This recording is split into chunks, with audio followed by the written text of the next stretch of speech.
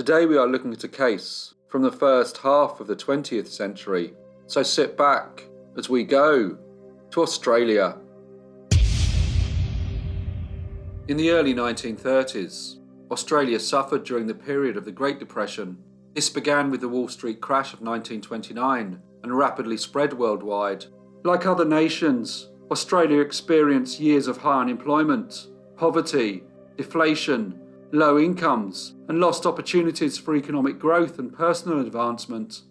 At the time, the Australian economy and foreign policy was largely based on its place as a primary producer of products, such as wool and wheat, which were exported around the world.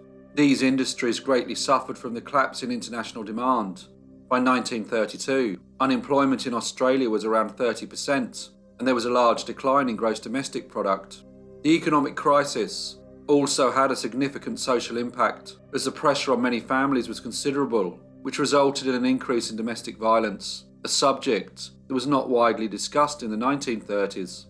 On the 1st of September 1934, a young farmer named Tom Griffiths was leading his prize bull along the How Long Road, just outside Albury, a city in the state of New South Wales, on the border with the state of Victoria and next to the vast Murray River. He noticed that there was something in a culvert that was running under the road. He also sensed that there was a strong smell of kerosene. When he looked closer, he saw a Hessian grain sack that was covering part of a partially burnt body. It looked like whoever had put it there had done so, as it would not have been visible to anyone who may have been driving by.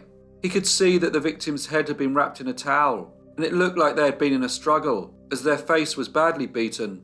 He called the police, who soon arrived at the scene. The body was taken back to Albury, where an autopsy was carried out. The victim was female, had brown eyes, and it was estimated that she would have been in her 20s.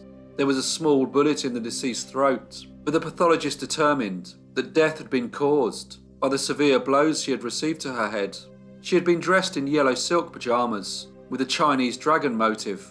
The police considered this to be important, as such clothing would have been expensive and quite rare, especially in this time of economic hardship. They also believed that the victim had been killed elsewhere and that her body had been transported to the culvert in the How Long Road. The estimated time of death was 4 days earlier, on the 28th of August. The scene was examined and witness statements were taken. No one had reported seeing anything suspicious, but one witness claimed to have seen a fire in the early hours of the 29th of August. It had, however, rained that night, which would account for why the body had only been partially burnt. The police were anxious to identify the victim, so placed the body in ice and put it on display at the Albury mortuary. But despite the many people who came to view it, no one seemed to recognise the deceased. As the injuries suffered by the victim were so severe, a police artist was instructed to make a drawing of how the young lady may have looked. This was then passed on to the newspapers, as the search to find the body found on the How Long Road intensified. The newspapers printed the sketch and embellished the story to try and make it out to be far more mysterious. As the victim had been discovered wearing silk pyjamas, they referred to her quite simply as the Pyjama Girl. With no new leads, the body was then transferred to Sydney, where it was placed in a bath of formalin and put on public display at the University Medical School. By now, the case was becoming far more widely known, and as the thousands of people visited the university to see the corpse, several names were suggested as to who the deceased may be. Two names in particular were of much interest to the police: Anna Philomena Morgan and Linda Agostini. Both women were missing, were of a similar age, and had a resemblance to the artist's sketch of the Pyjama Girl. A nurse named Margaret McGrath, who often visited Linda at her flat, identified the body to be her friend Linda Agostini, and a gentleman named George Kempf had told police that the photos and the sketch of the Pyjama Girl looked very much like Linda. After viewing the body, he was not sure, but after a second viewing, he was positive that it was the body of Linda Agostini. He said that he had known her for some time, but had heard nothing from her since January 1934. The police started to look in more detail about the possibility that the Pyjama Girl was indeed Linda Agostini. They discovered that she had been born Florence Linda Platt in England on the 12th of September 1905 and was brought up in Forest Hill, a district in southeast London. As a teenager, she worked at a confectionery shop, but when she was 19 years old, she left England and travelled to New Zealand, where she lived for the next 3 years. She then relocated to Australia and settled in Sydney. Detectives tried to piece together her life. They discovered that while in Sydney, she had worked at a cinema and resided in a boarding house on Darlinghurst Road in the King's Cross area of the city. They were told that she liked to go out and was not a person who wanted to conform to what was considered acceptable behaviour for a young woman in the late 1920s and early 1930s. She was known to have entertained young men, drank heavily, and found it difficult to adjust to a more respectable lifestyle. However, she seemed to have started to settle down when on the 22nd of April 1930, she married Antonio Agostini in a Sydney registry office. Antonio was 2 years older than Linda and, like her, had not been born in Australia. He had migrated there from Italy in 1927 and worked as a barber. They first met in 1928 and after a turbulent 2-year relationship got married. The marriage was not easy. Linda continued to drink and occasionally left him, only to return a few weeks later. He wanted to get her away from the influence of her friends, so in 1933 they moved to Melbourne, settling in a suburb of Carlton, where Antonio found work in the Italian language newspaper named Il Giornale, and Linda worked as a hairdresser. Despite this, the couple would still often argue. The police contacted people who had known the missing Linda Agostini, but none of them thought that the body or the photos resembled their friend. Neither did Antonio Agostini. He did, however, supply the detectives with the name of his wife's dentist. When the dental records of the Pyjama girl were checked, they did not match with Linda's. She was then eliminated as a possible victim.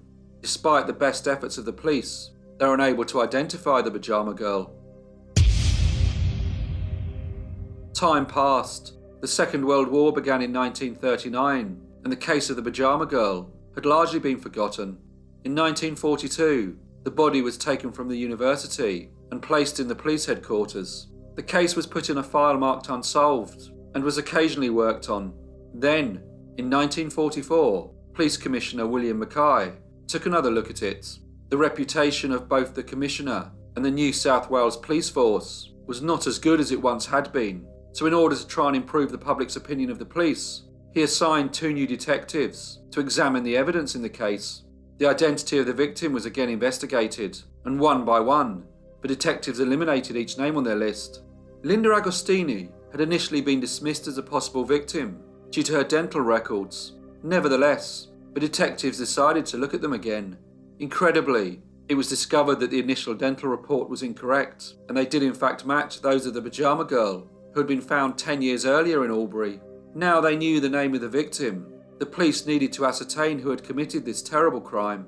Linda Agostini's husband seemed to be the most interesting suspect. He had spent the previous 4 years held in internment camps due to his political sympathies towards the Italian government, who had entered the Second World War on the side of Germany in June 1940. The Australian government considered him to be an enemy of Australia. He had been released in February 1944, as he was no longer believed to be a threat to the country. He had then found work in Sydney as a waiter in the Italian restaurant named Romano's. Coincidentally, a restaurant that was frequented by Police Commissioner William Mackay. He asked him to come to the police station as they needed to talk to him about the murder of his wife 10 years earlier.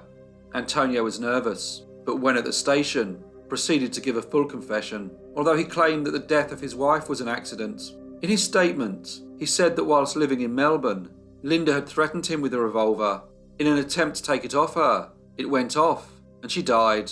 Worried that he might be accused of murder, he put the body in his car and drove to the other side of the state border at Albury, where he placed the body in a culvert, poured petrol over it, and in an attempt to make the corpse unrecognisable and destroy any evidence, set fire to it. Soon after, he left Melbourne, and after a brief spell in Perth, returned to live in Sydney. The arrest of Antonio Agostini and the conclusion of one of the most famous unsolved cases in Australia was a sensation and was headline news across the country. The suspect was arrested and taken from Sydney to Melbourne, where an inquest took place. The judge needed to establish the identity of the Pyjama girl, how she had died, and who had been responsible for her death. Although Antonio Agostini had admitted shooting her in the flat that they shared at 589 Swanston Street, in the Melbourne suburb of Carlton, not everyone believed the body was actually that of Linda Agostini. A lady named Mrs. Jeanette Routledge, from Bomaderry, New South Wales, thought that the Pyjama girl was in fact her daughter, Anna Philomena Morgan. This was supported by Dr. Thomas Benbow, who had helped the police on the case in 1939. Detailed photographic comparisons of facial features of both women were presented to the inquest. There was much discussion about the deceased dental records, which after 10 years had somehow been identified to match those of Linda Agostini. The victim had blue eyes, but witnesses had all said that Linda's were brown, and the body proportions also caused much concerns. The shape of the nose did not match, neither did the size of the breasts. Expert witnesses were called to account for how the victim's eye colour could have changed after death. When questioned, however, Mrs. Routledge proved to be an unreliable witness. She admitted that following her daughter's disappearance, she had given the police false information so as to avoid implicating herself. At the end of the inquest, the coroner announced that he believed that the Pyjama Girl was indeed Linda Agostini, and that her husband had been responsible for her death. He then committed Antonio Agostini for trial on the charge of murder. The trial began on the 19th of June 1944 in the Supreme Court in Melbourne, and Antonio Agostini pleaded not guilty. He did not deny taking the body to Albury and setting fire to it, but maintained that the shooting was an accident.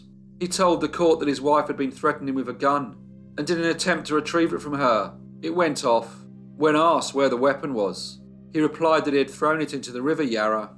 The defence outlined the couple's turbulent relationship, how Linda drank and would disappear for weeks without letting her husband know where she was.